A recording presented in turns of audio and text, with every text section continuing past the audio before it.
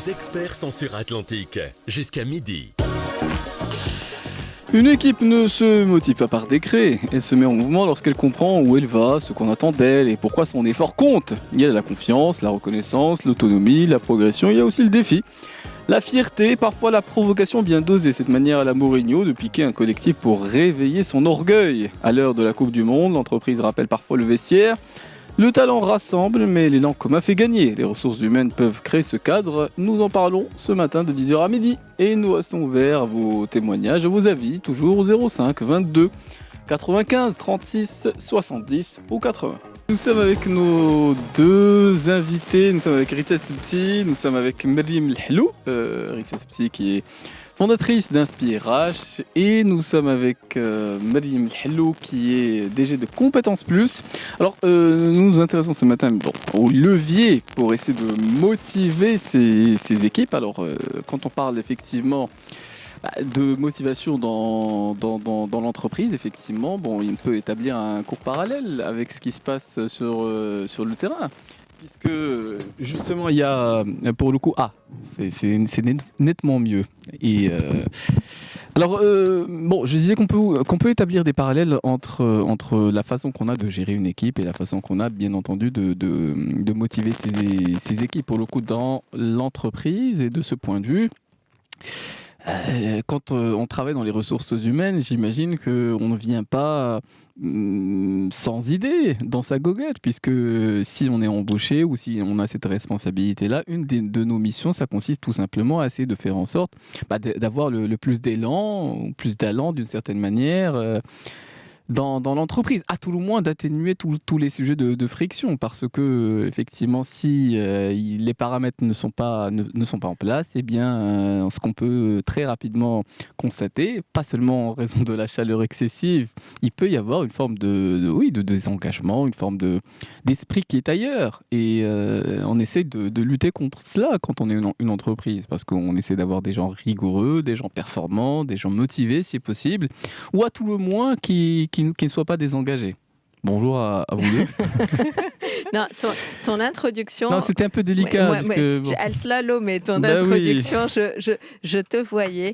Non, je me suis dit, qu'est-ce que tu essaies de faire entendre par là ? Est-ce que le DRH ou la DRH serait une sorte de sélectionneur, enfin l'équivalent d'un coach sportif ou d'un sélectionneur d'une équipe ? Non, mais pour établir la comparaison, c'est que on a eu deux sélectionneurs. Oui. Chacun a son tempérament, oui. Chacun a ses recettes. Oui. Bon, et dans le monde du football, il y a aussi des personnalités, des sélectionneurs ou même des coachs qui avaient des personnalités très atypiques. Alors, il y a eu du Mourinho, il y a eu du Ancelotti, il y a eu tout. Voilà, donc il y a des stratèges, il y a du Guardiola. Voilà, il y a des gens qui réveillent l'orgueil des joueurs, il y a des personnes qui essaient de créer le maximum de cohésion avec les discours extrêmement motivants. Et donc, il y a différentes façons de procéder dans l'entreprise. J'imagine que, il y a des parallèles à établir, sauf que dans le football, les résultats sont tellement importants. Et immédiats aussi. Et immédiats, donc le coup près tombe, donc il n'y a pas de droit à l'erreur d'une certaine manière.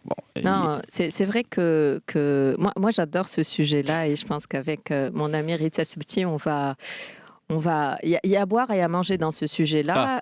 Ma conviction, c'est qu'évidemment, la direction des ressources humaines, comme une direction générale, donne le tempo à une culture d'entreprise. Elle donne le tempo, mais elle ne fait pas tout. C'est-à-dire qu'il y a des grandes directives, une structure à mettre en place, des actions moyen terme, court terme à mettre en place. Et c'est les stratèges d'une culture humaine, d'une culture de la performance, d'une culture qui sera orientée résultat, d'une culture où il fait bon vivre. C'est les grands stratèges, c'est les grands artisans, parce qu'ils sont garants à la fois, je pense, mais vraiment, c'est ma vision des choses. Moi, en tant que cabinet externe, alors je tiens à préciser qu'évidemment, aujourd'hui, dans mes fonctions depuis 15 ans, je suis au service des directions du capital humain et au service des directions générales dans la réalisation de leurs plans d'action qui sont orientés humains. Mais c'est vrai qu'à chaque entreprise, on met les pieds, il y a une tonalité qui est différente, il y a un style qui est différent, il y a même une façon de communiquer qui est différente. Et ça fait... tu l'as très bien dit, Wahbi n'est pas Regragui. Oui, et Et le à chacun Paraguay son. n'est Et- pas le Brésil, non, qui n'est et pas là, l'Allemagne et qui n'est pas... oui, et non, c'est pour ça voilà. le timing est très important. Savoir parler à ces personnes, c'est très important. Probablement qu'on avait besoin, et certainement qu'on avait besoin d'un Regragui à l'époque où Regragui était là, et aujourd'hui on a besoin d'un Wahbi. Il y a une question aussi, c'est pas, moi je pense pas que quelqu'un est La même limite recette pour toutes les situations. pour toutes Oui, les ça c'est situations certain. et pour tous les joueurs. Moi, je pense que aussi les joueurs d'aujourd'hui, la confiance, l'inspiration qu'ils donnent, par exemple, Wehbi, vraiment la confiance, les good vibes, il y a quelque chose d'extrêmement positif qui émane de cette Mm. personne. Et justement, si on fait le parallèle, il y a des salariés qui ont besoin de confiance pour performer, qui ont besoin qu'on sente, qui ont besoin d'une autonomie, d'une marge de manœuvre, d'une responsabilité. Et donc le parallèle est super. Maintenant, je pense aussi que, heureusement, dans les entreprises, il y a aussi des relais, au-delà des RH, il y a Oui. des relais managériaux directs qui sont extrêmement importants. Si tu veux, celui qui fait le jeu aussi tous les jours, c'est les managers et les directeurs, j'allais De dire, de proximité. certaines Oui, équipes, parce et que ce qui est ils sont avec mais eux. bien entendu, mais bon, il y a des personnalités dans le monde du sport qui s'expriment. Alors, il y a des présidents de clubs qui ont la main sur des décisions importantes, notamment la sélection de certains joueurs, parce que c'est eux quelquefois qui alignent des sommes astronomiques. Et, Bon, et- et- dans le monde de l'entreprise, oui. Je voulais rajouter juste un point. Il y a quelque chose aussi que j'aime chez Wehbi profondément, Ah. c'est qu'il parle toujours du staff.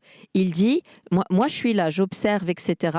J'ai un bras droit et on voit son bras droit qui fait les prières avec l'équipe nationale et qui fait tout, hein, qui regarde son PC, etc. Mais il dit, il y a un staff arrière qui prépare les choses, qui prépare les changements. Et donc moi, c'est important que même dans les entreprises, on voit que c'est collectif. Il n'y a pas qu'une personne, il n'y a pas la main providentielle. Il n'y a pas une personne qui est intelligente et le reste qui observe et qui fait rien. C'est important. Non, mais oui, la réussite de tout un chacun dépend de la réussite de tous les individus au Tout sein du groupe, l'écosystème. donc ça c'est certain. Alors, je sais pas ce que tu en penses, Rita Septi. Alors, Alors, tout le monde est aujourd'hui amateur de foot, donc alors en fait, que ça soit dans le foot ou dans l'entreprise, il n'y a pas une recette magique en fait. Il n'y a pas une formule scientifique qui va dire on met un peu de ci, un peu de ça, etc. Et puis à certains dosages, ça va nous donner une formule qui va faire que les salariés vont être motivés. Non, il n'y a pas de formule magique, il n'y a pas de recette unique, et aussi parce qu'il y a des cultures qui sont complètement différentes. Vous avez parlé de culture. Effectivement, la culture d'entreprise, dépendamment de la culture, dépendamment du secteur, dépendamment de la taille, oui. dépendamment de l'histoire aussi de l'entreprise, ça va faire que le DRH va évidemment avec l'ensemble du directoire ou du comité de direction, ou dépendamment encore une fois des tailles, ou du chef d'entreprise si on parle de PME, etc., faire en sorte de créer en fait les conditions qui vont faire que les gens vont être motivés. Alors tout à l'heure, tu as aussi parlé d'engagement parce que on peut aussi avoir un peu tendance à les confondre ou à penser que c'est plus ou moins la même chose. Mais il y a la motivation, il y a l'engagement. On peut être très engagé et manquer de motivation aussi par moment. On peut arriver le matin démotivé parce qu'on a fait un trajet d'Arbes-Casa À tout hasard. et à 11 heures, du coup, c'est l'engagement qui va prendre le dessus et on va être à fond dans la réalisation d'un projet ou dans l'animation d'une réunion, etc. Donc, la motivation, c'est quelque chose qui n'est pas... C'est quelque chose qui va fluctuer, on peut être très motivé parce qu'on vient de recevoir une prime. Si on n'est pas engagé, au bout d'une semaine, on a oublié cette prime. Et puis on va arriver le matin, on va pester parce que on Ah va oui. estimer que Ah oui, qu'on n'est pas reconnu, que la relation avec le manager n'est pas extraordinaire, se dire ouais mais pourquoi j'ai plus envie de venir, j'ai plus envie de faire ça tous les jours, etc. Et donc c'est un ensemble de beaucoup de choses. Et vous l'avez dit, c'est un écosystème, c'est pas le DRH. C'est pas le DRH. Et quand on est DRH, quand on est dans les RH, on reçoit souvent voilà, les collègues aussi, voilà, les opérationnels, le commercial, le financier, etc. Et qui peut s'adresser au DRH comme si c'était le garant de la motivation. Ah non, mais il faut motiver les troupes. Ok, très bien. motivons les troupes en fait. C'est pas le DRH qui va motiver. Les managers, Maryam l'a dit, les managers ont un rôle extrêmement important. C'est les personnes qui sont Oui, au contact mais souvent les direct et directions quotidien. des ressources humaines sont engagées dans tout simplement dans le fait de recruter les bons managers. Donc le choix des bons managers par rapport au profil dont on dispose, c'est important parce que ce sont les personnes qui sont le plus au contact des salariés. Donc il y a aussi un rôle de sélectionneur d'une certaine manière, des directions des ressources humaines. Alors, il y a un rôle de sélectionneur, enfin oui et non, parce que bon, quand un DRH arrive en entreprise, il refait pas toute la sélection, Absolument. donc Ah oui, voilà, ça c'est... il Oui. change pas tout le monde. Pareil pour un coach, parfois, Exactement. sportif. Euh, on peut avoir tendance, et là je pense qu'on le fait quand même de moins en moins, mais on continue à le faire, on peut avoir tendance à promouvoir ou à nommer des managers parce qu'ils sont très très bons techniquement, parce qu'ils ont la maîtrise du métier, parce qu'ils ont la connaissance du secteur, etc. etc. Hmm. Mais on ne sait pas forcément s'ils vont faire de bons managers ou Oui, pas. mais justement, c'est le point pour moi qui donne une forme de limite ou qui limite tout simplement la comparaison qu'on peut établir entre le monde du football et l'entreprise. Parce que, Non, non, non. mais pour moi, c'est un point oui, où il y a effectivement une distinction. Alors, si j'ai des personnes compétentes dans l'entreprise, censément, j'obtiendrai des résultats. Que ces personnes-là soient motivées ou non. Si elles sont motivées, ça peut être exceptionnel. Non, mais Déjà, si les personnes sont compétentes, disons que les tâches qui leur incombent seront accomplies de façon avec brio. Oui. Là où je rejoins Rita complètement, c'est sur cette distinction entre l'engagement et la motivation, parce qu'on le voit, même quand on reçoit des primes ou des bonus, s'il n'y a pas de vrai engagement des personnes, la motivation va disparaître après, j'allais dire quelques jours, quelques semaines de la réception du bonus, parce qu'il n'y a pas des choses qui sont mises en place et qui sont quotidiennes, parce qu'on ne va pas au travail, j'allais dire une fois par trimestre, on y va tous les jours. Donc s'il y a quelque chose tous les jours qui m'irrite, qui me dérange, qui dans la façon dont on gère des projets, dans la confiance qu'on m'accorde, dans la façon dont on mène des réunions, dans la façon dont on partage les responsabilités, qu'avec mon adjoint ça se passe mal. Disons que tout ça, ça pèsera dans la balance. Donc l'engagement, c'est quelque chose de durable. C'est quelle est ma qualité relationnelle au quotidien, comment je me développe et je grandis grâce à mes missions. Est-ce qu'il y a suffisamment de variété dans mes missions? Est-ce que les gens avec qui je travaille tous les jours, ça me crée pas une boule au ventre quand je les reçois? Parce qu'aucune prime et aucun variable ne va annuler des boules au ventre si vous avez une relation tendue avec un manager direct ou avec vos coéquipiers directs. Et ça, je l'ai vécu, je l'ai vu en tant que coach d'entreprise, où des gens étaient dans des situations financières confortables, mais ils me disaient, mais ce n'est pas possible au quotidien de subir cela.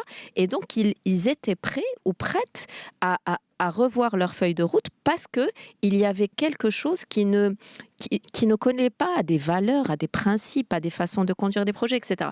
Donc, c'est vrai que la dimension limite engagement, pour moi, est beaucoup, beaucoup, beaucoup plus importante que celle de motivation qui doit être là et qui est le fait de plusieurs personnes. Là où j'adore ce que tu dis, Badr, c'est que moi, je trouverai toujours des parallèles entre le foot et la vie d'entreprise. J'ai bien compris. Non, mais tu as bien compris. Je veux ramener le sujet. Non, mais attends, l'histoire de la réussite d'une équipe nationale, c'est pas que l'histoire d'un sélectionneur. Non, on veut, et on bien veut, raison. et on espère les endorphines. Enfin, tu connais l'histoire. Mais qui veut être mécontent au lendemain d'un match de foot de l'équipe nationale? Personne. On veut tous. Mais c'est certain. Mais là où j'adore effectivement, et je vous rejoins tous les deux, c'est que si le nutritionniste ne fait pas bien son travail, si le kinésithérapeute ou les kinésithérapeutes ne font pas bien leur travail, si le préparateur mental ou celui qui revoit les replays des jeux ne fait pas bien son travail et son analyse post-match, donc tu vois bien que toutes les personnes qui sont là sont essentielles. J'irai plus loin, même les personnes qui coordonnent la logistique, les bien réservations d'hôtels, bien sûr, tout le monde. Tout le monde, pour que les joueurs, une fois qu'ils rentrent dans le match, soient présents dans leur match et ne se posent pas 36 000 questions. Et bien évidemment, tu vois l'équipe. Oui, il y a eu l'équipe du Sénégal. où l'extra sportif a pris le dessus sur le reste. Mais parlons des bonnes choses. Parlons de la Norvège, par exemple. Tu vois, la Norvège, on va parler du Maroc, mais on peut parler de la Norvège. On a un point commun, c'est le rouge. C'est le rouge. Oui. Non, c'est la qualité du collectif. Tu les as vus. Ils sont exceptionnels. Ils sont exceptionnels du gardien à l'attaquant. Tu vois, c'est ça ce qui est important. C'est que toutes les lignes sont respectées. Et moi, je pense qu'on a énormément de chance avec Bono, évidemment, et énormément de chance avec les attaquants qu'on a et même Ounahi qui est exceptionnel. C'est un début d'émission. Il y aura des limites à ce parallèle. Donc on peut malgré tout continuer. Est-ce que c'est une métaphore filée ? Ça motive tous les salariés. T'imagines les écrans géants pour suivre les matchs, ça motive les salariés aussi. Oui.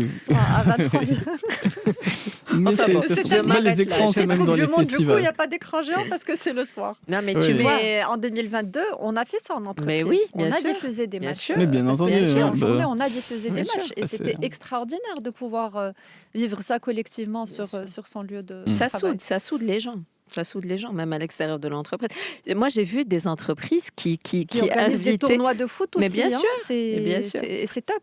Pas de désespoir. La respiration. Oui. Non, pas de respiration, parce que sans quoi on n'en profiterait que 30 secondes. Alors c'est bientôt les actualités, Nadalam va nous rejoindre.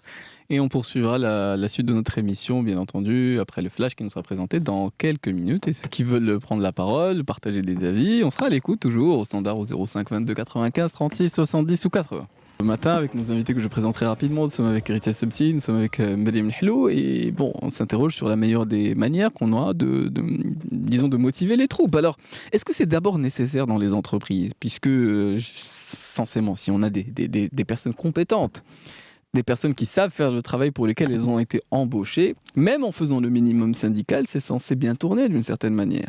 Alors, est-ce que l'entreprise doit compter sur cet extra, sur ce plus, sur cette motivation supplémentaire, sur cette niaque que peuvent avoir parfois certains commerciaux qui débutent leur carrière et qui se disent on va faire du chiffre, et on est motivé par parfois le variable. Ou par rapport aussi à d'autres catégories de salariés qui sont motivés par rapport effectivement à d'autres paramètres selon les métiers qui sont les leurs, Rita Sebti. Je pense que tu as parlé de variables. Je pense que quand même l'idée reçue qui a été admise pendant très longtemps, c'est que pour être motivé, il faut être bien payé. Je pense que aujourd'hui, on a quand même bien compris que la rémunération à elle seule n'était pas suffisante pour motiver. La rémunération, elle peut donner envie de rejoindre, de prendre un poste, etc. au départ. Mais s'il n'y a pas d'autres éléments, cet aspect de rémunération à lui seul ne va pas faire que je vais avoir cette niaque, comme tu l'as dit, cette envie d'extra, cette envie de overdo it. Je vais pas avoir en fait cet engagement, ce lien émotionnel de vouloir faire plus. Oui, parce que pour beaucoup de ceux qui nous écoutent, ou beaucoup de salariés, le travail est quelquefois alimentaire, il permet de payer des factures, d'assumer une responsabilité familiale, c'est déjà bien, mais cet engagement ou cette part de soi qu'on met des fois dans le travail qu'on fait, elle est inexistante, et ce n'est pas pour autant que beaucoup d'entreprises ne fonctionnent pas à ce simple paramètre. Alors, pour filer une dernière fois la métaphore footballistique, alors il y a des équipes la dernière fois, moi c'est très optimiste de ta part.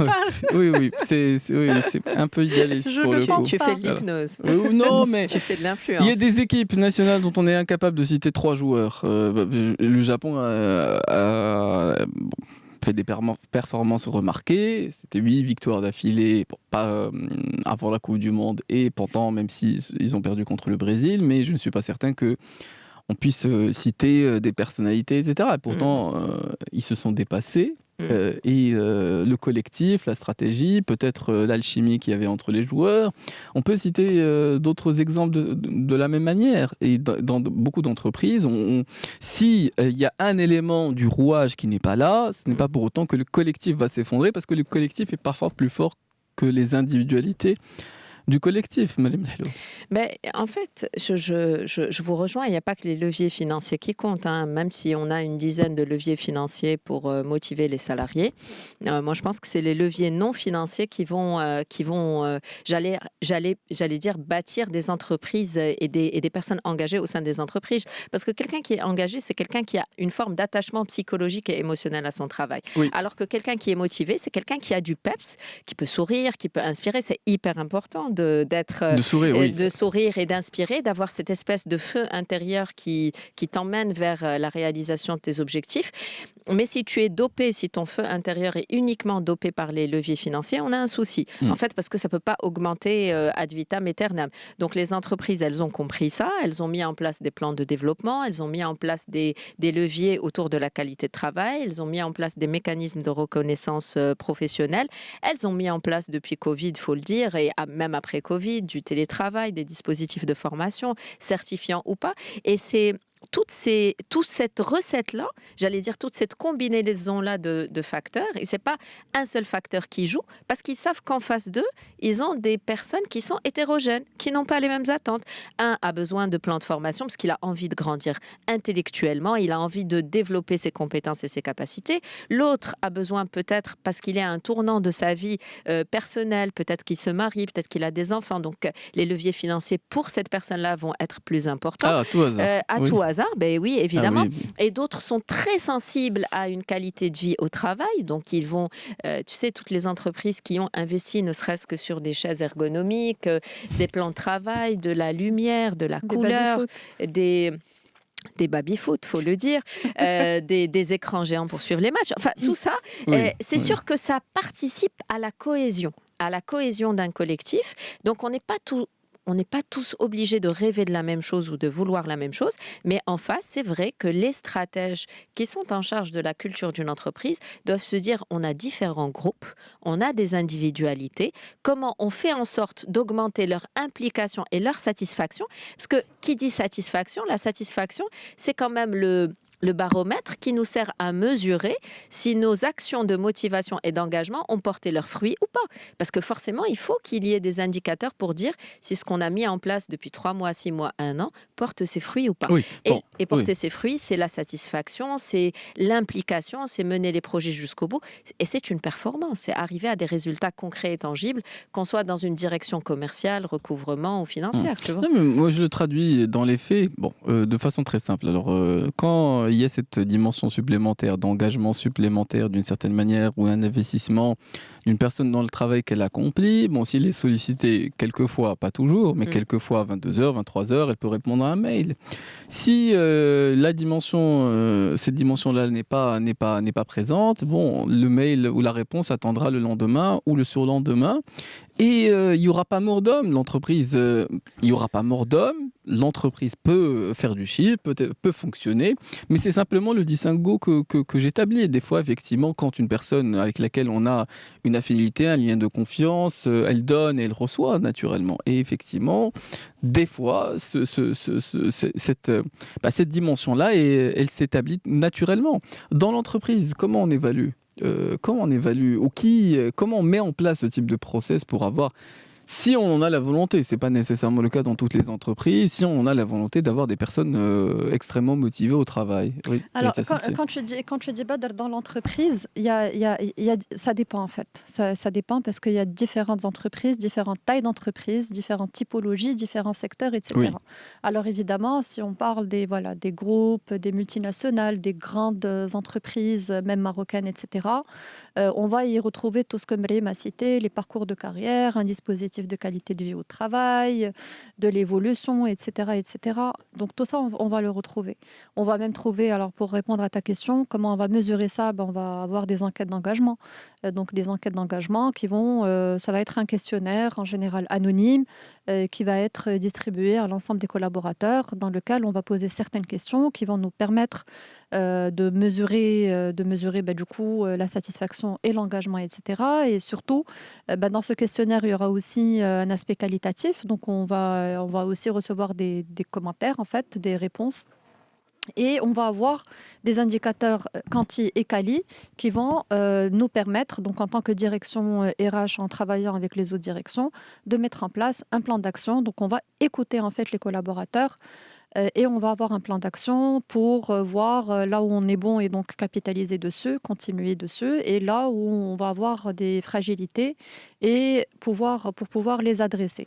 Donc tout ça, ça peut paraître un peu théorique, mais ça a quand même le mérite d'exister.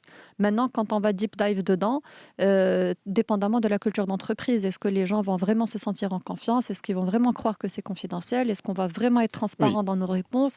Ou est-ce qu'on va se dire, ah non, mais moi, si je dis ça, il va y avoir des représailles, etc. Parce qu'au final, on va savoir qui a dit quoi, etc. Ou le manager va deviner que... Enfin bref, donc voilà. Mais en tout cas, ça a le mérite d'exister. Oui. Et ça permet quand même de faire ressortir globalement ce qui fonctionne et ce qui fonctionne. Oui, mais quand on se pose la question de savoir est-ce que les troupes sont motivées, si c'est une volonté du chef d'entreprise, il peut programmer peut-être. Oui, tout simplement d'en discuter avec des personnes responsables. Comment met en place ces éléments? Si on en a le désir, alors est-ce que c'est avec la direction des ressources humaines, le DG lui-même? Comment on prend ce type de décision et comment on met en place un process? Dépendamment, encore une fois, tu vois, de la taille et de la typologie d'entreprise. Si on prend par exemple une PME, ça va être le chef d'entreprise parce que dans la majorité des cas, il n'y a pas de responsable RH ou il y a peut-être quelqu'un qui fait de l'admin RH, etc. Et du coup, ça va être le chef d'entreprise, dépendamment de l'activité, peut-être avec le directeur commercial ou avec le financier pour effectivement pour dire ok, les chiffres ne vont pas. Et en fait, le meilleur indicateur de l'engagement, c'est la performance de l'entreprise, tout simplement, parce qu'on peut pas être performant avec des équipes qui sont pas engagées. Maintenant, comment on va définir cette performance? Quel est le seuil à partir duquel un chef d'entreprise va pouvoir dire OK, là on est performant ou on n'est pas performant? Donc est-ce qu'on va aller comparer avec les années précédentes? Est-ce qu'on va aller se comparer par rapport aux concurrents? Donc encore faut-il définir les seuils de performance. À quel seuil est-ce qu'on estime qu'on est performant? À quel seuil est-ce qu'on estime qu'on est surperformant? Donc voilà. Maintenant, dans les entreprises, quand on n'est pas forcément dans des grandes entreprises ou des filiales de multinationales où on va avoir tous ces dispositifs, ça ne veut pas dire qu'on ne peut pas motiver les équipes. Et moi, je dirais au contraire, c'est peut-être là où on peut avoir le plus d'impact parce que ces dispositifs, ils ont le mérite d'exister. Maintenant, attention, parce que c'est pas parce qu'ils existent que ça fonctionne.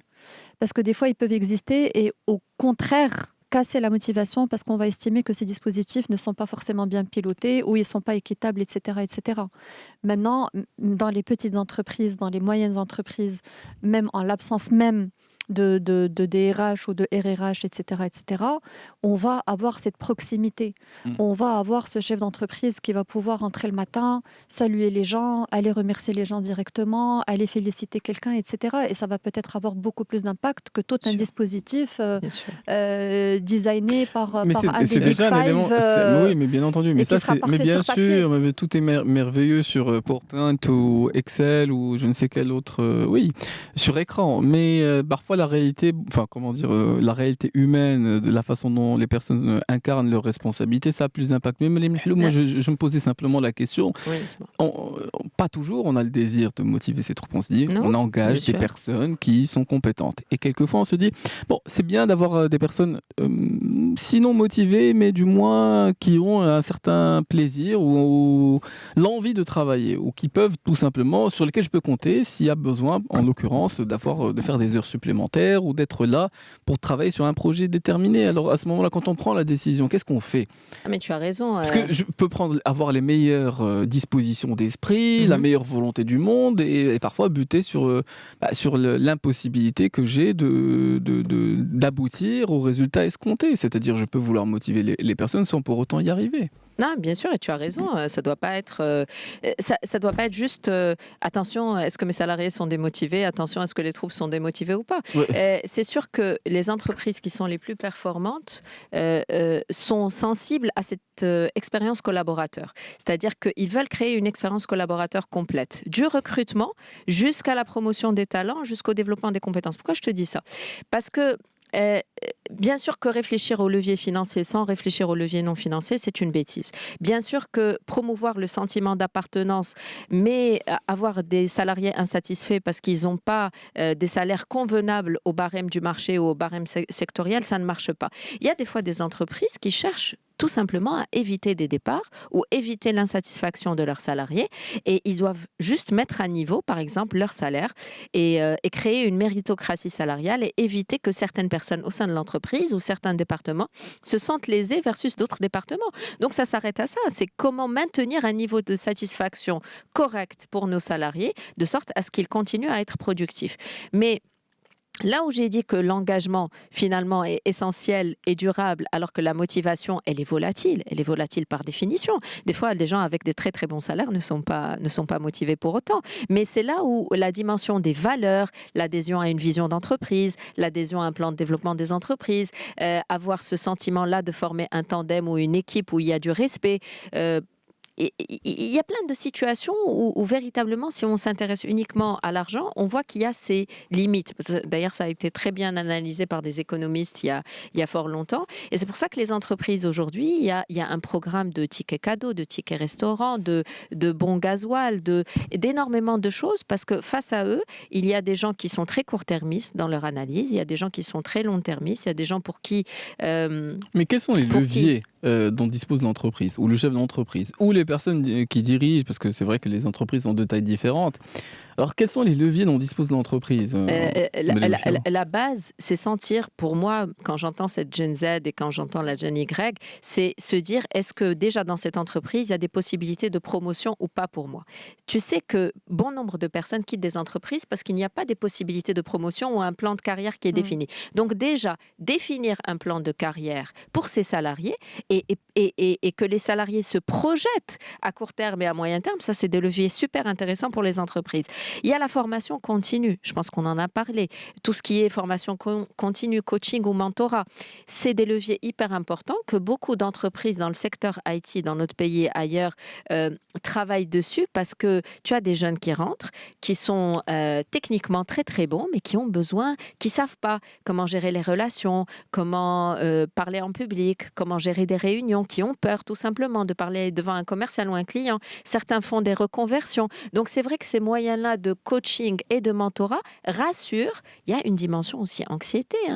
On n'est pas toujours zen dans le monde du travail. On se dit, est-ce que je dois prendre l'initiative ou pas? Est-ce que c'est bien que j'aille proposer des choses? Est-ce que c'est bien que je sois créatif? Oui, mais les gens ne sont pas zen même en tant que spectateurs. Pourquoi voudrait-on qu'ils soient zen en tant que non, ça c'est spécial. Que salarié? Oui, mais bon. Ça, c'est spécial. Mais on n'a pas la main dessus, sur les résultats d'une équipe. C'est toi qui reviens au foot. C'est pas moi qui reviens au foot. Absolument. Non, mais si tu veux, les horaires flexibles aussi, il y a tellement de leviers, ne serait-ce que la flexibilité des horaires. Il y a aussi, tu sais, dans ces périodes de Coupe du Monde, pendant le Ramadan, pendant les fêtes, la possibilité de prendre ses congés. Tout ça, ça joue énormément dans ce que j'appelle la qualité de vie au travail. Quand tu sens qu'il y a un bien-être psychologique. Et comme a dit Rita, quand tu sens qu'il y a des enquêtes, et pas seulement des enquêtes, qu'on prend en compte les résultats des enquêtes. Parce qu'il y a bon nombre d'entreprises où on fait des enquêtes mensuelles de satisfaction, d'engagement, de motivation, etc. Mais sans qu'il y ait aucune mesure. Et qu'est-ce que ça crée? Être un sujet de frustration. Et qu'est-ce que ça crée? Exactement. Quand on met des process complexes et que la réalité est parfois est triste. Et voilà.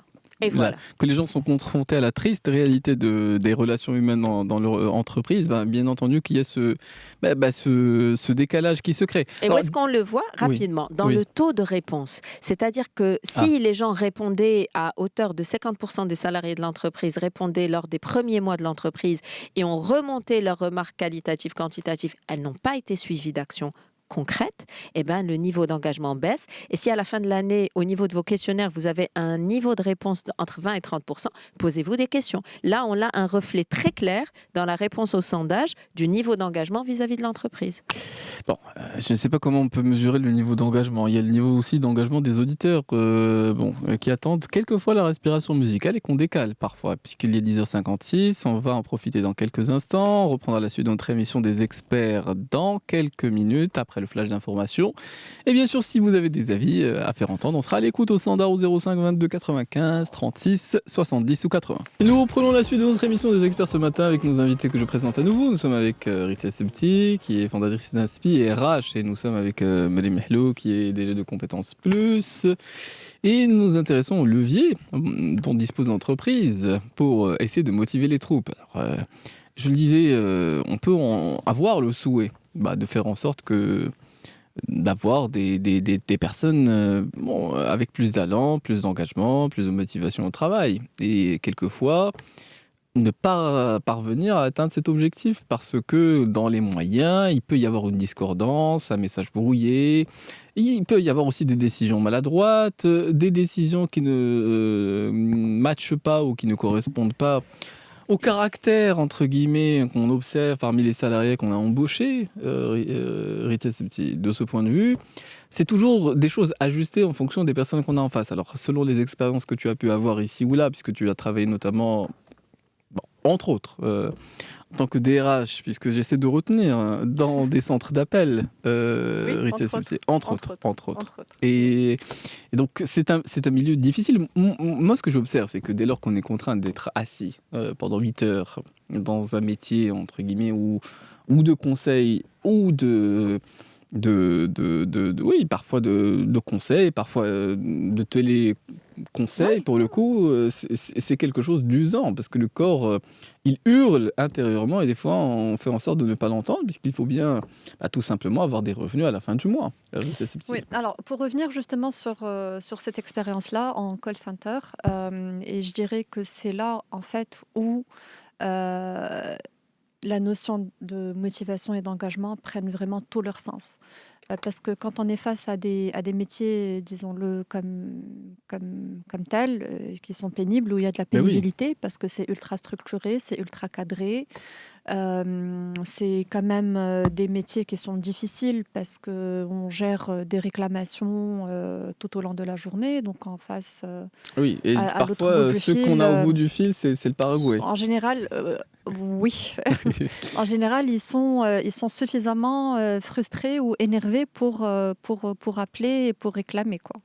Donc, dans des métiers comme ça, et moi, je salue vraiment toutes les personnes qui travaillent dans ce milieu ou qui sont passées par ce secteur, parce que c'est des gens qui sont extrêmement résilients. Il faut beaucoup de résilience et beaucoup aussi voilà, d'humilité, parce que contrairement, alors je le dis à chaque fois que je passe à la radio et qu'on parle de ça, contrairement à ce qu'on pense de ce secteur, c'est pas forcément les sous-diplômés Absolument pas. qui y sont, Mais oui. mais c'est des gens extraordinaires. Il y a beaucoup de surdiplômés, d'ingénieurs, de personnes, voilà, de lauréats. Moi, là où j'étais, il y avait des iscaïstes, il y avait des ingénieurs, il y a des gens qui ont fait leurs études à l'étranger aussi, super diplômés, etc., mais qui ont juste pas eu la chance De de trouver un emploi, s'insérer, voilà, facilement, et qui ont fait le choix de démarrer par ce métier de téléconseil pour s'insérer. Alors, dans ce secteur-là, justement, le levier, je dirais, c'est la mobilité interne et la possibilité de progression. Et en fait, d'où ça vient? Ça vient du fait que le meilleur levier, en fait, c'est celui qui va correspondre aux besoins de votre population. Ça, et du coup, c'est pas universel. Ça dépend des secteurs.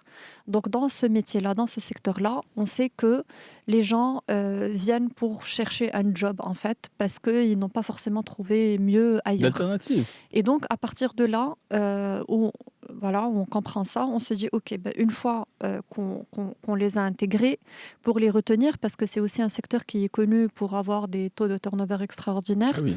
Moi, là où j'étais, notre turnover, il était de 3%. Alors, on a travaillé dessus, évidemment. Il était à 14, on est passé à 3 en 3 ans, mais parce qu'on avait aussi mis en place un dispositif où, en fait, on avait interdit les recrutements de l'externe pour tout poste d'encadrement. Et donc, en fait, on ne recrutait de l'externe que du entry level.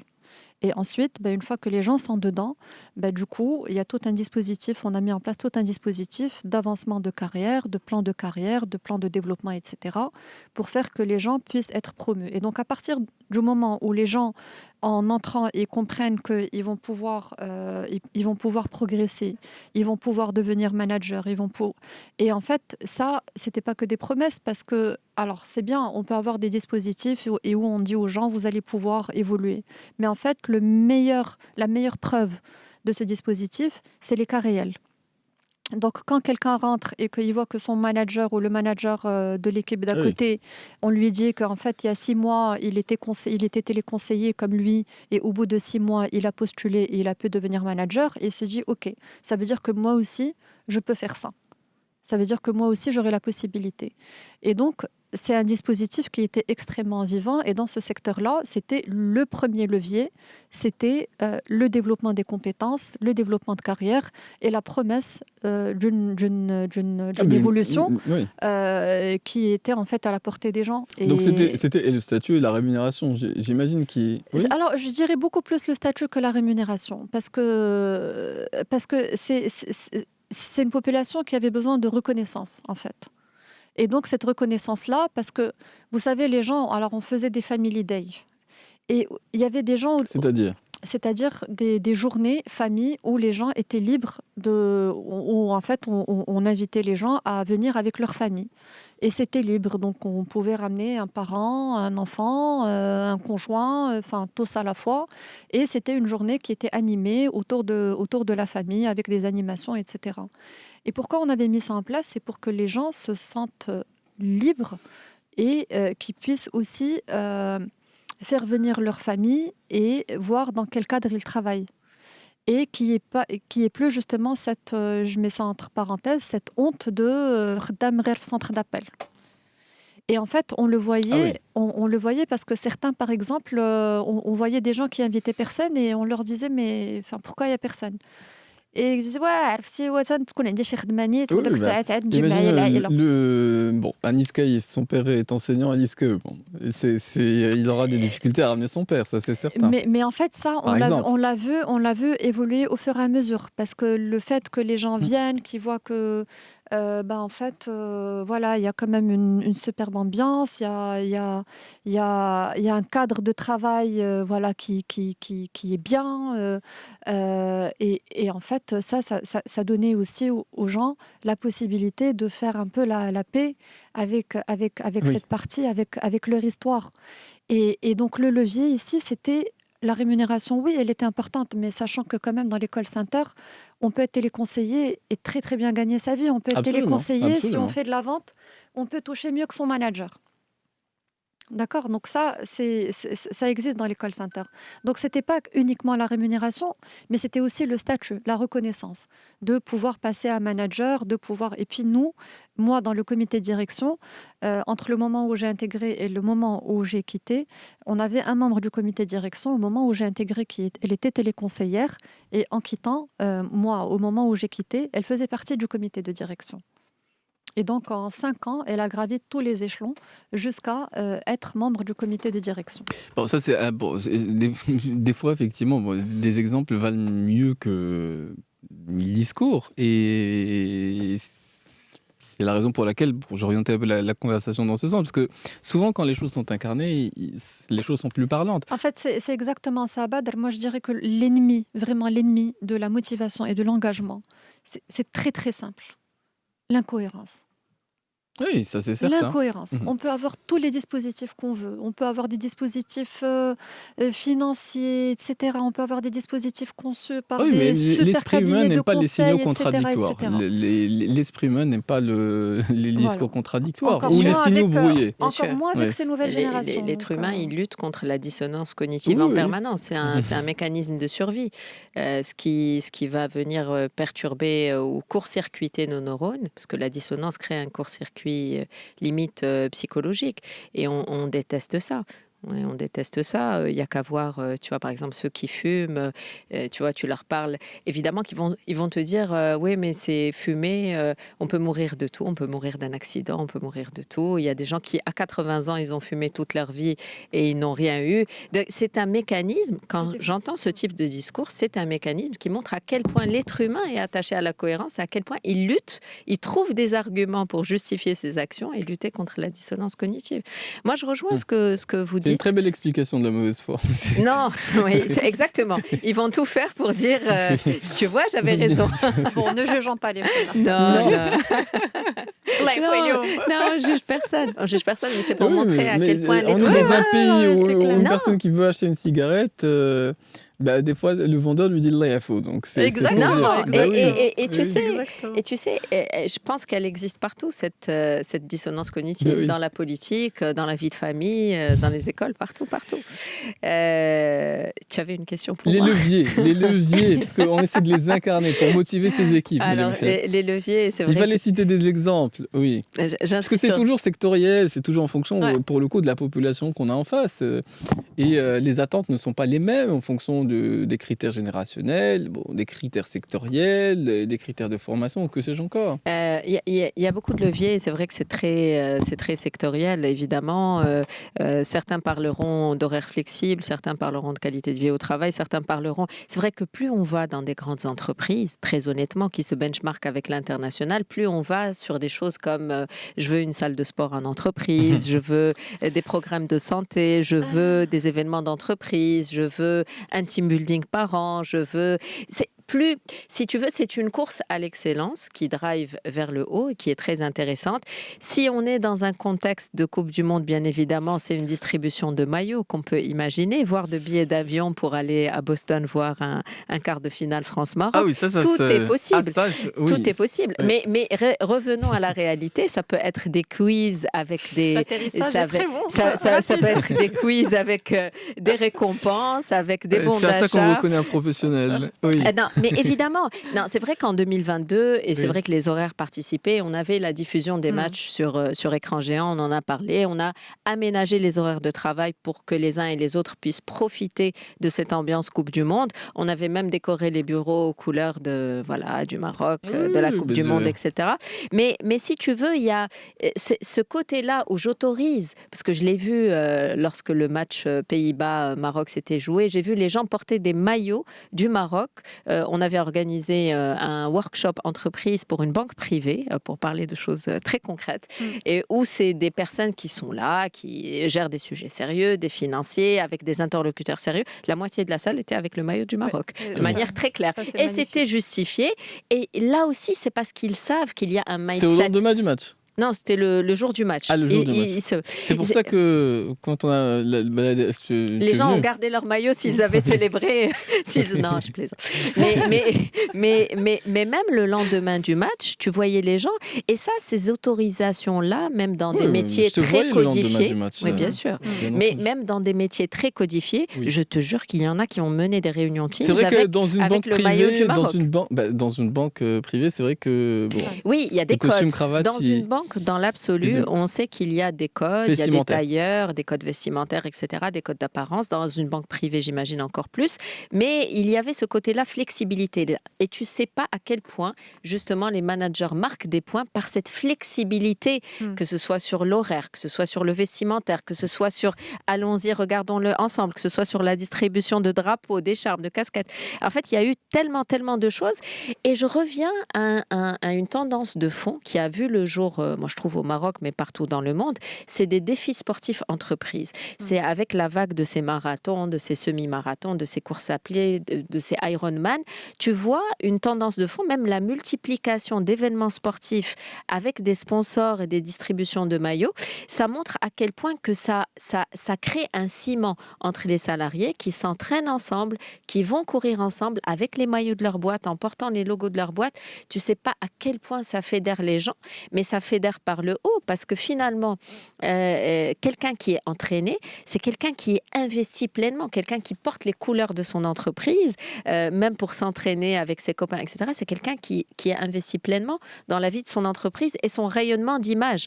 Et c'est sûr que l'association sport image et résultat, c'est une combinaison très gagnante puisque ça suscite un sentiment de fierté et de dépassement de soi. Oui, mais c'est vrai que dans certaines entreprises, il y a des groupes qui se forment, des coureurs du matin, ou parfois ce sont des événements qui sont organisés. Alors moi j'ai vu des journées paddle, parce que c'est peut-être à la mode dans certaines Oui, entreprises, mais c'est vrai qu'il y a pas mal d'organisations d'événements de, sportifs. de plus en plus, une entreprise de BTP et d'immobilier Mhm. sans la citer, une entreprise agroalimentaire où j'ai travaillé sur des workshops, du DRH au financier au commercial, tout le monde était dans la course à pied. Et c'est là où je trouve que c'est très intéressant parce que ce n'était pas acquis d'avance pour des raisons physiques ou Oui. d'intérêt, etc. Mais tu avais quelques éléments de cette entreprise-là, parce qu'ils m'ont raconté leur histoire par rapport au marathon et à la course à pied. C'était le directeur commercial qui était un mordu de sport depuis toujours et qui a tiré vers le haut son équipe. J'allais te dire, c'est tout à fait normal, parce que son équipe, il voulait plaire au directeur commercial. Enfin, il voulait lui plaire. Il voulait trouver, au-delà Oui, ça du peut arriver. travail, des atomes crochus, d'aller parler de sujets sérieux. Il se disait, bah, tiens, on va faire du sport comme notre directeur commercial, ça marche. Alors, il a tiré vers le haut non seulement son équipe, qui sont devenus plus sportifs qu'avant son arrivée, mais aussi les autres départements, où même le DRH s'est mis au sport. Pourtant, sa condition physique n'était pas favorable au départ. Il n'avait pas de prédisposition particulière.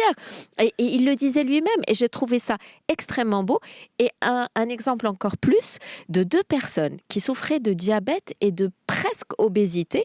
Et ils étaient fiers de montrer à leurs collègues, lors d'événements, leur avant-après. Et c'était impressionnant. Ils disaient des collègues qui viennent de rejoindre l'entreprise. Et j'ai trouvé ça très, très beau de traduire aussi l'histoire d'une entreprise, parce que c'était des anciens versus des nouveaux, des juniors qui venaient de rentrer. Et ils disaient, regarde comment j'étais il y a 10 ans. T'arrives pas à croire que j'étais comme ça. Et regarde comment je suis Oui, aujourd'hui. oui, parce Et qu'à il ce y moment-là, avait une fierté la vie, c'est contagieuse. les rencontres, et parfois les rencontres, ce sont des rencontres qu'on fait dans le milieu professionnel. Et ça, Et tu ça, sais... ce sont des éléments qui vont marquer les esprits des personnes qui ont eu cette histoire-là. Et tu sais, Oui. il n'y a rien de plus concret que tu partages avec tes collaborateurs, avec tes collègues, avec des nouvelles recrues, des preuves, j'allais te dire, des histoires personnelles de dépassement de soi. Et c'est ça ce qui cimente une entreprise. Et c'est ça ce qui rapproche les gens. Parce qu'au final, on parle d'un sujet crucial qui est l'engagement des salariés, mais s'ils sentent que c'est fake, que c'est faux, que c'est pas authentique, donc la pratique sportive, c'est une pratique très authentique. Parce que pour le coup, il y a des résultats visibles. C'est sûr que dans le sport, on ne peut pas tricher. Bon, il est 11h26. Quoique certaines équipes Non, mais s'y sont essayées, mais on va jamais, pas parler encore de rarement, ces équipes. rarement cette démarche-là est récompensée Ah, ça, par des c'est sûr. résultats. Il est 11h26 minutes, c'est le moment de profiter d'une courte respiration musicale et on reprendra la suite de notre émission des experts dans quelques instants après le flash d'actualité qui nous sera cette fois-ci présenté par Nadalam. Prenons la suite de notre émission ce matin avec nos invités que je présente à nous. Pour ceux qui se joignent à l'émission, il est 11h40, donc on poursuit jusqu'à midi. Nous sommes avec nos deux invités et eux, Rita Sebti, qui est fondatrice et DG de l'Inspi RH, et nous sommes avec Marie Mihlou, qui est DG de Compétences Plus. Et nous nous intéressons aux leviers qui font en sorte que les équipes soient plus motivées dans l'entreprise. Alors, d'abord, est-ce que c'est une préoccupation des entreprises ou des dirigeants d'entreprise que d'essayer d'avoir des équipes motivées? Alors souvent, on peut se poser la question de savoir comment remettre un coup de boost lorsque les performances baissent. Souvent, effectivement, c'est lorsque ça va mal qu'on se dit comment aller mieux. Et on est des êtres magnétiques, alors on a besoin des polarités négatives ou positives. Et souvent dans l'entreprise, la polarité négative, c'est lorsque les signaux sont au rouge.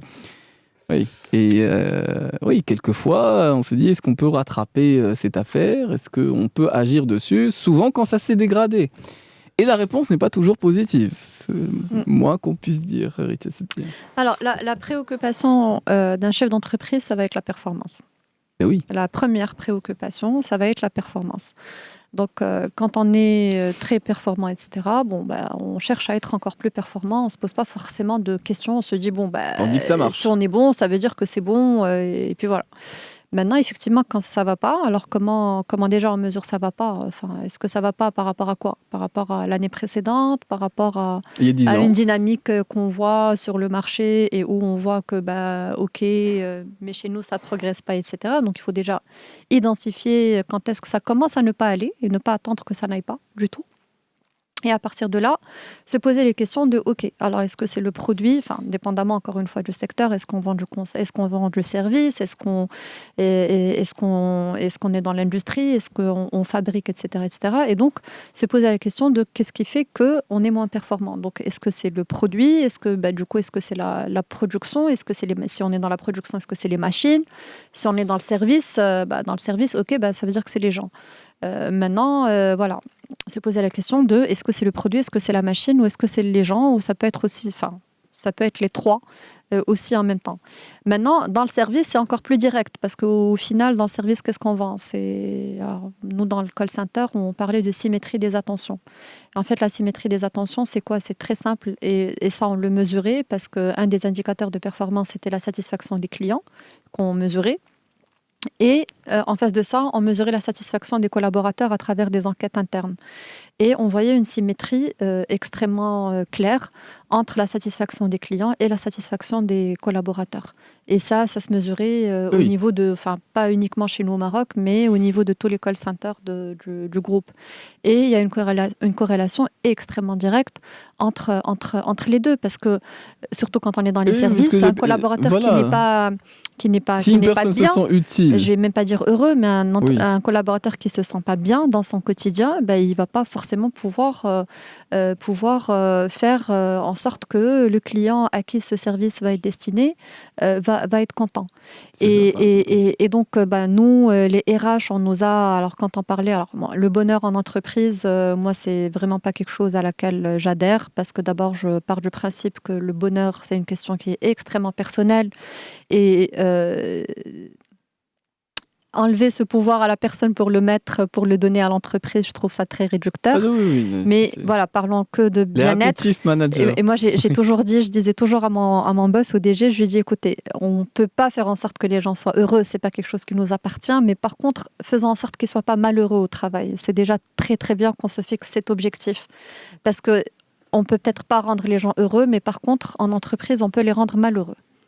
Et ça, effectivement, parce qu'un collaborateur qui est en souffrance, quand il rentre chez lui, c'est tout son écosystème qui va être en souffrance. Parce qu'il va rentrer, il va engueuler ses enfants, il va s'embrouiller avec son épouse, et donc c'est tout le système en fait qui en paye le prix. Alors oui, des collaborateurs qui divorcent, ok, posons-nous la question, à quelle mesure on a pu contribuer à ça ou pas. Un collaborateur qui est tout le temps en mission à l'étranger, etc., c'est au détriment de quelque chose. C'est au détriment d'une épouse, d'un moment qui va se sentir aussi abandonnée, surmenée, etc., etc. Donc, on ne peut pas se dire qu'il n'y a aucune corrélation. 11h45. On ne peut pas se dire qu'il n'y a pas de corrélation entre la vie privée et la vie en entreprise. Bien sûr. Moi, si je me lance sur ça, je pense que je vais avoir du mal. Parce il me fait un appel du pied, parce qu'il dit que le quart d'heure féministe commence à partir de 11h30. Il peut commencer des fois avant. On te l'a prouvé à plusieurs. Un peu plus tard. C'est vrai, mais bon. C'est valable dans les deux sens, parce que aussi, merci dans un sens que dans l'autre. Mais même dans si les c'est dans les deux sens. Dans les deux sens aussi. Parce qu'une femme aussi qui progresse super bien dans sa carrière, qui est très souvent en déplacement, etc.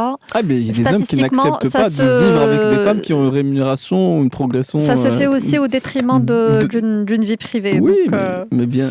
Et d'une vie familiale. Les combinaisons, toutes les combinaisons existent, mais certaines sont plus majoritaires que d'autres, c'est tout. C'est ça. Alors, Marie Mihello, sur effectivement, pas que les leviers, mais disons sur parfois la volonté qu'on peut avoir et qui peut buter sur quelques difficultés, parce que on peut mettre en place les journées ou mettre les matchs en diffusion ou offrir des t-shirts et avoir la meilleure volonté du monde, mais on ne change pas la personnalité des fois de ceux avec lesquels on travaille. C'est sûr, il n'y a aucun chèque cadeau, il n'y a aucune indemnité de transport, il n'y a aucune prime de vacances qui remplacerait un comportement respectueux, un cadre de vie sain, des climatiseurs en cas de canicule, je tiens à le dire, parce qu'aujourd'hui la canicule est une épreuve pour beaucoup d'entreprises, qu'ils soient PME, TPE ou grandes entreprises, aller travailler dans des bureaux où il fait plus de 30 degrés, vous allez voir que le rendement et l'efficacité et l'efficience ne sera pas bonne.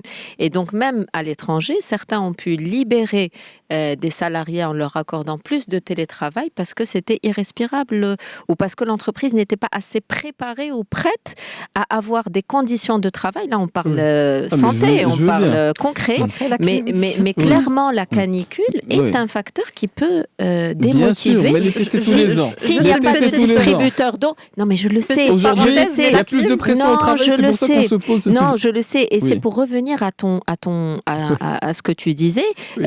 Aujourd'hui, pourquoi on parle de motivation et d'engagement? Parce qu'on s'intéresse à ce qui peut influencer positivement le comportement de nos collaborateurs. Et donc, c'est normal de vouloir influencer positivement le comportement de nos collaborateurs parce qu'ils parlent de nous quand ils sortent, ils parlent de nous à leur famille, à leurs fournisseurs, à leurs partenaires, à des futurs recrues. Peut-être qu'ils ont des petits frères ou petites sœurs ou cousines qui vont rejoindre l'entreprise. Donc, si vous ne prenez pas soin dans le sens global, je dis bien, de la climatisation à l'augmentation salariale, au bonus, à l'actionnariat salarié, pourquoi pas, des grandes entreprises marocaines on fait de l'actionnariat salarié, on sait que c'est payant à un niveau de maturité d'entreprise. Donc, à un moment donné, si vous ne garantissez pas aussi tout ce qui est bon, tout ce qui est assurance santé, tout ce qui est retraite, tout ce qui est...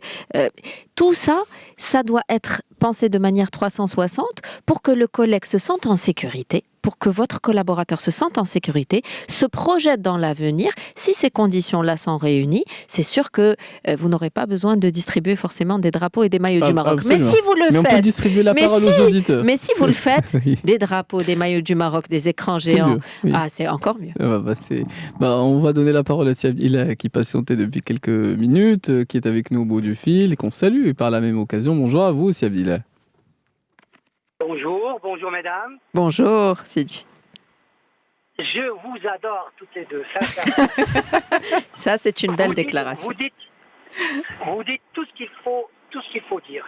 Alors, moi aujourd'hui, j'ai deux petits points sur lesquels j'aimerais bien. Bon, il ne reste pas beaucoup de temps, mais je vais balancer et si on n'arrive pas à boucler... C'est pas grave, on vous écoute.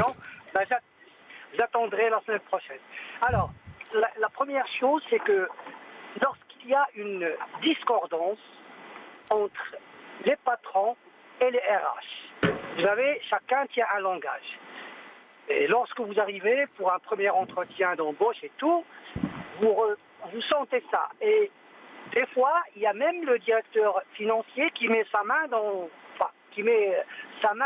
la poche pour leur dire, écoutez, moi, on n'a pas les moyens pour payer telle ou telle personne. Vous valez ce que vous valez, vous arrivez, vous convainquez, mais il y a le directeur financier qui tranche. Très bien, ça, c'est un premier point. Le deuxième, je ne sais pas laquelle de nos experts a parlé tout à l'heure de sociétés, surtout les multinationales. C'est vrai que dernièrement, on a vu fleurir pas mal de sociétés multinationales. Je ne parle pas de grosses industries, mais surtout les call centers. Ça a ouvert un grand chantier, il y a beaucoup de jeunes qui ont pu travailler. Mais on a plus de sociétés marocaines, proprement dit, que de sociétés multinationales. Alors, lorsque les multinationales viennent s'installer et qu'elles voient que les sociétés marocaines qui existent depuis pas mal d'années bafouent les droits de leurs employés, est-ce que vous croyez que la multinationale va faire plus pour attirer? J'ai vu dans des situations pareilles, et lorsque vous entrez, vous voyez qu'il y a des espaces réservés pour les employés où ils peuvent se détendre, ils peuvent jouer, il y a des jeux, il y a des bancs un peu bizarroïdes où on peut s'installer. Oui. Ça s'appelle des espaces de temps. Oui, c'est vrai, hein, vous rigolez. Non, mais vous avez raison, Siabila. Bon, on a tous vu des choses pareilles. Oui, vous avez raison. Mais c'est pas ça qui compte. Il y a beaucoup d'autres choses qu'il faut améliorer. Et j'insiste là-dessus parce que j'ai discuté avec pas mal de jeunes et tout. Ils disent oui, on a ça, mais moi j'ai pas besoin de jouer. Je suis là pour travailler. Je veux que mon travail soit reconnu. Jouer, j'irai jouer avec mes copains. Je préfère sortir, prendre un café, rigoler avec mes amis, ou alors jouer avec mes enfants. Mais là, je suis là pour travailler. Je veux assurer mon avenir, celui des miens. Oui. Voilà. Alors, je sais pas qui souhaite prendre la balle au rebond pour le coup. Alors, oui. Moi, je vais peut-être y aller et répondre très très brièvement à vos deux propos qui sont extrêmement pertinents. Alors, le conflit un peu ou la dissonance entre DRH, DG et des fois le financier, je pense qu'une bonne manière, en tout cas l'argument des RH face à un financier et face à un DG, c'est les indicateurs. Il faut avoir de la data. Parce qu'effectivement, ça peut paraître très on dira toujours que c'est une dépense superflue. On va mettre en place un plan de... Moi, j'ai été confrontée à ça, justement un financier qui disait mais moi, c'est pas normal, la moitié de mon plateau est en train de faire un cours de yoga en bas. Non, on paie pas les gens pour ça. Et en fait, il va falloir effectivement avoir de la data, des indicateurs et prouver que ce budget-là qui va être destiné au bien-être, il va avoir un impact. Voilà. Maintenant, par rapport au deuxième propos, et je vous rejoins parfaitement, avoir une zen room, avoir une salle pour faire la sieste, une zone de gaming, un baby-foot, etc., c'est chouette. Mais c'est pas le basique. Le basique, c'est de pouvoir répondre à des besoins psychologiques d'abord. Donc, être reconnu, être respecté, être reconnu dans sa légitimité, trouver du sens dans ce qu'on fait, avoir de la cohérence, pouvoir progresser, pouvoir se projeter, etc. C'est extrêmement important.